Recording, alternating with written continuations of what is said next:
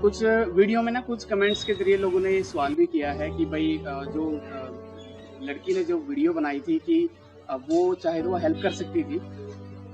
हमारा मकसद ये था कि जो हमारी बात है वो लोगों तक पहुँचे। वो लड़की उस दिन तो मेरी हेल्प कर देती। वालों को बोला कि हॉस्टल में वॉशरूम क्यों नहीं है? वॉशरूम ना होने की वजह से मतलब मैं जब नॉर्मल बच्चों के जो वॉशरूम है उनको यूज़ करते-करते मुझे मतलब ज़ख्म तक हो गए थे, जिसका 6-7 महीने तक पीजीआई में ट्रीटमेंट चला। पंजाब यूनिवर्सिटी में हॉस्टल नंबर 1 से लेके 8 तक के बीच। ये सिर्फ़ हॉस्टल नंबर 4 में एक फिज़िकली डिसेबल्ड के लिए जो अलग से नीड होती है जो वॉशरूम की, वो वॉशरूम बना है। में जो एक्शन पद पे जो अधिकारी कार्यरत है, उनसे जब हमने पूछा कि यहाँ पे जो रैंप और लिफ्ट क्यों नहीं है? जब कानून आ चुका है, पैसे आ चुके हैं सरकार की तरफ से, तो वो जवाब देते हैं कि बिल्डिंग्स जो है हेरिटेज है। पंजाब यूनिवर्सिटी की जो बिल्डिंग है वो हेरिटेज है। अगर बिल्डिंग हेरिटेज है तो फिर इसका मतलब जो वहाँ स्टूडेंट पढ़ रहे हैं उनको खतरा है। कुछ कर दिखाने का मंजर हो तो कोई कमी नहीं खलती, यूं तो हर किसी के नाम पर तालियां नहीं बजती। कहते हैं अगर भगवान किसी में कोई कमी देता है तो उसके साथ साथ उन्हें बहुत कुछ देता है, और इसी बात को सच सिद्ध करने वाले रवि आज हमारे सामने हैं। Hello, this is Megha Goswami and you are watching PU Pulse. So Ravi, आपका पीयू पल्स में बहुत बहुत स्वागत है। आपने देखा होगा कि आपकी वीडियो काफी वायरल हो रही है पीयू पल्स पे, सोशल मीडिया पे। आपने सोचा था कि इतने लोगों तक वो वीडियो पहुंचेगी? सबसे पहले तो पीपल्स और पीपल्स चैनल और इसकी फैमिली को मैं तहे दिल से धन्यवाद करना चाहता हूँ, जिन्होंने हमारी हमारी जो दिव्यांगजनों की जो बात है वो तमाम मिलियंस लोगों तक अपने चैनल के माध्यम से पहुँचाई है। और उन तमाम लोगों का भी मैं तहे दिल से धन्यवाद करना चाहता हूँ जिन्होंने कमेंट्स के ज़रिए हमें सपोर्ट किया है। और यूनिवर्सिटी की जो एक्सेसिबिलिटी है को लेके जो हमारे सवाल हैं उन पे जो उन्होंने हेल्प की है, उनको मैं धन्यवाद करना चाहता हूँ। और इस वीडियो के माध्यम से ये बात भी सामने आई है कि यूनिवर्सिटी में रैंप नहीं है व्हीलचेयर्स के लिए, और भी बहुत सारी प्रॉब्लम्स होती होंगी जो आपको फेस करनी पड़ती होंगी। तो वो प्रॉब्लम्स क्या आप हमें बता सकते हैं? यूनिवर्सिटी का जितना भी इंफ्रास्ट्रक्चर का जितना भी जो बिल्डिंग्स, जितनी भी पंजाब यूनिवर्सिटी की बिल्डिंग्स है, हॉस्टल हो या वो कोई भी डिपार्टमेंट हो, किसी भी बिल्डिंग में आज तक रैंप या लिफ्ट की सुविधाएं नहीं दी गई हैं पंजाब यूनिवर्सिटी। क्योंकि जैसे 31 मार्च 2018 को सुप्रीम कोर्ट की गाइडलाइन आई थी कि जो RPW एक्ट 2016 में आया था, उसमें उसके हिसाब से सुप्रीम कोर्ट ने गाइडलाइन निकाली थी कि 31 मार्च 2018 तक सारी की सारी जितनी भी देश की तमाम स्कूल, कॉलेज, यूनिवर्सिटी जितने भी हैं, उनके इंफ्रास्ट्रक्चर के जितने भी डिपार्टमेंट्स हैं, उन सबको रैंप से, लिफ्ट से और जो PWD की नीड्स के हिसाब से अलग से वो जो वॉशरूम होते हैं, उनको मेंशन किया जाए। लेकिन 2016 में जो RPW एक्ट आया था, उससे लेके और 2023 तक, आज तक पंजाब यूनिवर्सिटी में उससे रिलेटेड बिल्कुल भी काम नहीं किया गया। मैं ये मतलब कह सकता हूँ कि बिल्कुल भी काम नहीं किया गया, क्योंकि जब एक कानून देश में बनता है और जब इसमें सुप्रीम कोर्ट भी इन्वॉल्व हो जाता है, अपनी मतलब गाइडलाइन निकालता है, तो ऐसा नहीं है कि सिर्फ वो कानून बना दिए जाते हैं, उनके लिए लाखों करोड़ रुपए का फंड भी आता है। तो जब वो फंड्स वहाँ से रिलीज हुए थे सेंटर सरकार से, पंजाब सरकार से, यूजीसी की तरफ से जो पैसा आया होगा डिसेबिलिटी की एक्सेसिबिलिटी को लेके, तो फिर वो पैसा गया कहाँ? क्योंकि जितनी भी पंजाब यूनिवर्सिटी में जितने भी इंफ्रास्ट्रक्चर है ना, किसी में भी रैंप लिफ्ट की सुविधाएं नहीं है। तो उस वीडियो में भी ऐसे हमने देखा कि लोग आपकी हेल्प नहीं कर रहे थे, आप कब से बुला रहे थे, आपने खुद ने सब मैनेज किया। तो उस टाइम आपके मन में क्या चल रहा था? देखिए, कुछ वीडियो में ना कुछ कमेंट्स के ज़रिए लोगों ने ये सवाल भी किया है कि भई जो लड़की ने जो वीडियो बनाई थी कि वो चाहे तो वो हेल्प कर सकती थी। हमारा मकसद ये था कि जो हमारी बात है वो लोगों तक पहुँचे। वो लड़की उस दिन तो मेरी हेल्प कर देती और वो लड़की ठीक है उस दिन मेरी हेल्प कर देती, लेकिन हमारा मकसद ये था एक्सेसिबिलिटी को लेके जो पंजाब यूनिवर्सिटी की जितनी भी दिक्कतें हैं, समस्याएं हैं, वो लोगों तक पहुँचे। और जो पंजाब यूनिवर्सिटी का जो जितने भी डिपार्टमेंट हैं, जिनमें मतलब ये इन कंस्ट्रक्शन का जो डिपार्टमेंट है, उन तक ये बात पहुँचे, उनको समझ में आए कि किस तरह से मतलब एक हरास का सामना दिव्यांगजनों को यहाँ पे करना पड़ता है। देखिए, यूनिवर्सिटी में ना जैसे 31 मार्च 2018 को सुप्रीम कोर्ट की जो गाइडलाइन आई थी कि एक्सेसिबिलिटी को लेके, और तमाम प्रकार के फंड भी मतलब यूनिवर्सिटी कॉलेज को दिए गए थे, लेकिन आज तक भी यूनिवर्सिटी में, पंजाब यूनिवर्सिटी में हॉस्टल नंबर 1 से लेके 8 तक के बीच में, ये सिर्फ हॉस्टल नंबर 4 में एक फिजिकली डिसेबल्ड के लिए जो अलग से नीड होती है जो वॉशरूम की, वो वॉशरूम बना है। और वो भी जब लास्ट ईयर मैंने एमए पॉलिटिकल साइंस में एडमिशन लिया था, तो मैंने आके जब यहाँ पे डिपार्टमेंट्स वालों को बोला कि हॉस्टल में वॉशरूम क्यों नहीं है।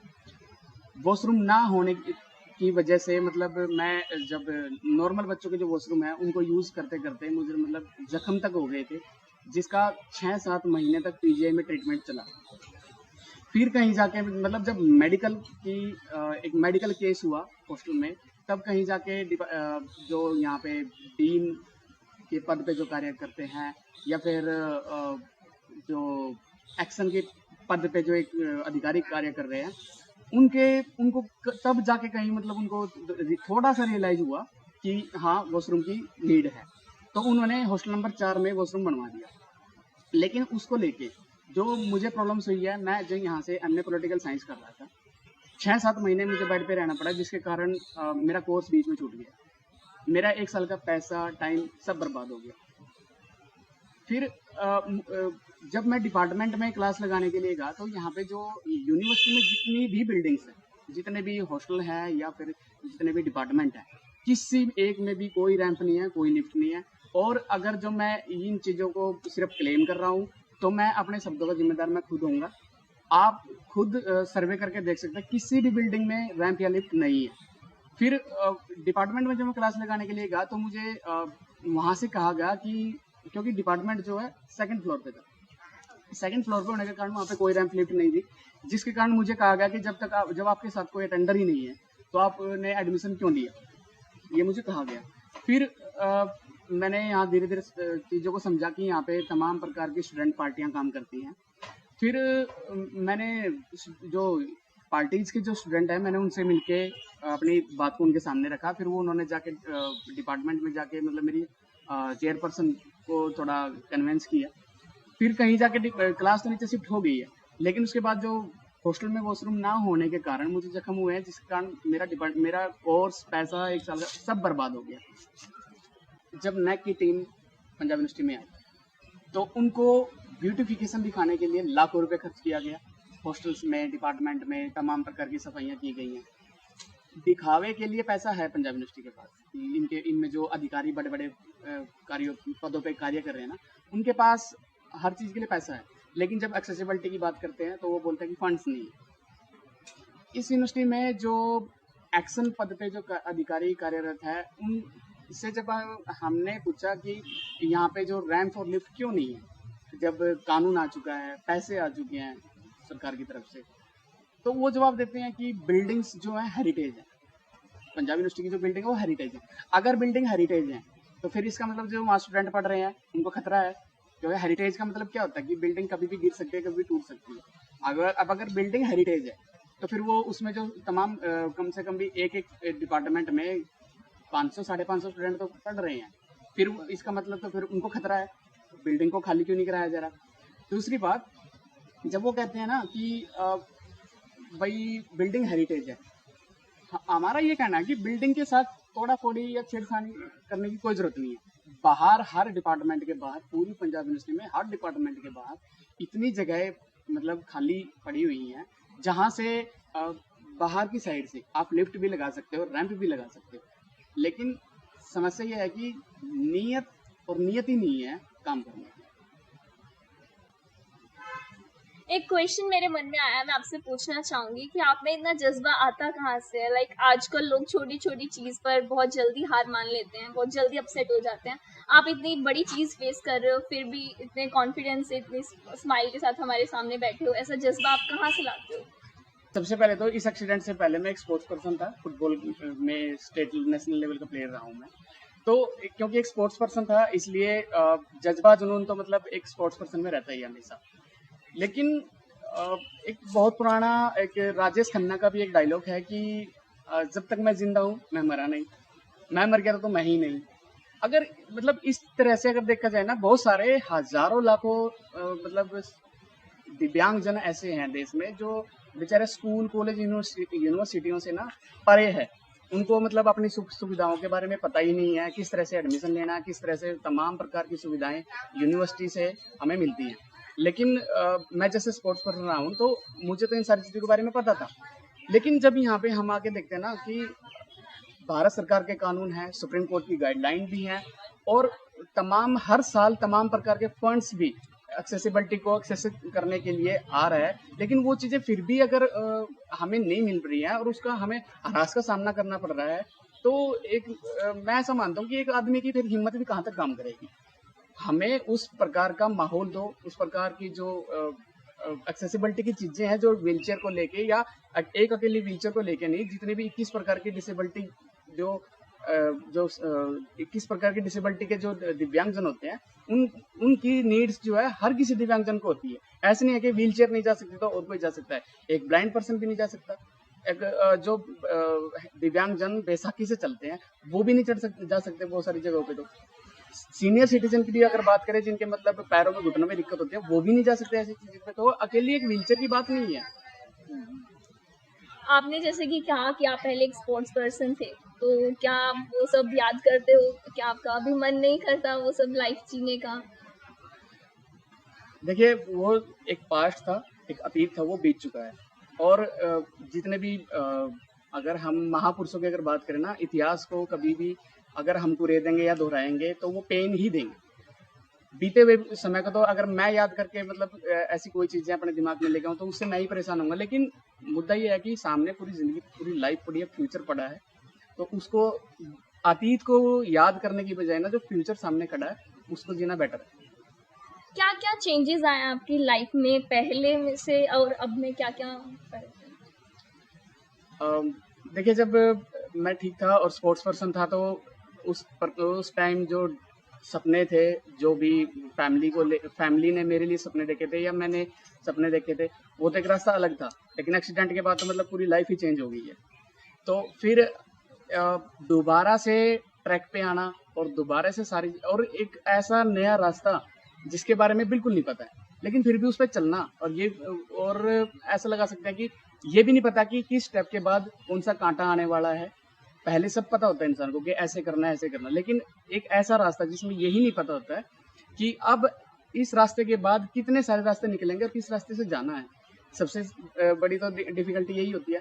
लेकिन मैं तो आपके चैनल के माध्यम से या मैं ये कहना चाहता हूँ, जितने भी दिव्यांगजन देश में, हमारे देश में पॉपुलेशन के हिसाब से हैं, मैं तो उनको भी कहना चाहता हूँ वो बाहर आएँ, लाइफ को एंजॉय करें, स्कूल कॉलेज यूनिवर्सिटियों में एडमिशन लें और एक नया माहौल में जिए।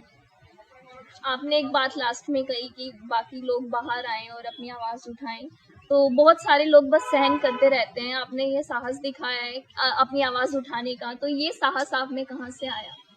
देखिए, साहस की जो बात है ना, मैं एक्सीडेंट के बाद जब मैं कई साल तक बेड पे रहा, तो मैंने देखा कि मैं तो शारीरिक तौर से मतलब टूट ही चुका था, शारीरिक और मानसिक तौर से एक बार तो मैं टूट ही चुका था।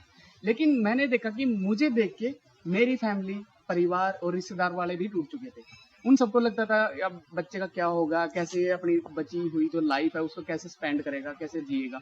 लेकिन फिर मैंने देखा ना, जैसे स्कूल कॉलेज में जिसमें तमाम प्रकार की जो दिव्यांगजनों की सुविधाएं मिलती हैं सरकार की तरफ से, उनके अनुसार जब मैंने एडमिशन लिया और कॉलेज यूनिवर्सिटियों का जो माहौल है, इन्वायरमेंट है, उसको मैंने जीना शुरू किया। तो आज जब मैं इससे पहले मैं एलपी यूनिवर्सिटी में था, आज पंजाब यूनिवर्सिटी में हूँ, मुझे बाहर रह के देख के मेरी फैमिली भी खुश है, मेरे परिवार वाले भी खुश हैं, मेरे रिश्तेदार भी खुश हैं। ये सब जो आप बता रहे थे कि आपकी फैमिली भी परेशान हो रही थी, ये सब देख कर कभी आपको ऐसा लगा कि नहीं यार अब मुझसे नहीं हो रहा है, हार मानी हो अंदर से? नहीं, ये क्वेश्चन जो है कई बार लोग मुझसे करते भी हैं कि क्या मैंने कभी ऐसा सोचा कि मैंने हार मानी है, या फिर कई बार ऐसे क्वेश्चन भी पूछते हैं कि मैंने वहाँ से उठ के और उस लाइफ से उठ के इस लाइफ को कैसे जीना शुरू किया। एक तो ना स्टार्टिंग से ही मेरा जो माहौल रहा है यार दोस्तों का और मेरे जो टीचर्स और तमाम प्रकार की जो फैकल्टीज़ का जो सपोर्ट रहा है, और उनके ज़रिए से भी, और तमाम प्रकार की ऐसी सुविधाएं मतलब मुझे टाइम से मिली हैं, जिसके करके ना ये क्वेश्चन कभी मेरे दिमाग में मतलब आया ही नहीं आज तक। और आप इतने मोटिवेटेड रहते हैं, तो हमारे यूथ को भी कुछ बताइए कि कैसे मोटिवेट रहा जाए और क्या मैसेज देना चाहते हैं आप यूथ को? देखिए कई बार ना यूनिवर्सिटीज और कॉलेज में हम देखते हैं कि किसी के मार्क्स कम आ गए या किसी का फैमिली प्रेशर है या किसी भी प्रकार की अगर उस पे कोई प्रेशर है तो बच्चे छोटी छोटी चीज़ पे मतलब सुसाइड करके बैठ जाते हैं या मतलब घर वालों को धमकियां देने लग जाते हैं। तो मैं ये कहना चाहता हूँ कि जब तक मतलब जिंदा है, जब तक सांस एक प्राकृतिक तौर से निकले ही नहीं है बॉडी में से, तो क्यों ना हम एक डेली नई नई चीज़ें सीखें और नए नए लोगों से मिलके जो इन्वायरमेंट को जो ऑब्जर्व करने की जो और तमाम प्रकार की ऐसी जो सुविधाएं दी गई हैं सरकार की तरफ से, तो क्यों ना हम एक खुश नसीबी के साथ एक ज़िंदगी को जी लें। Thank you so much Ravi for joining us. आपसे बहुत कुछ सीखने को मिला है और भगवान से भी हमारी यही दुआ है कि आपको ऐसे ही साहस और हिम्मत देते रहें और आप लोगों को ऐसे ही मोटिवेट करते रहें।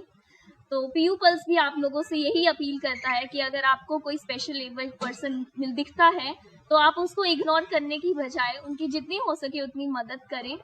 और thank you so much for joining us. That's all for today. This is Megha Goswami signing off with Shubham Chanderi.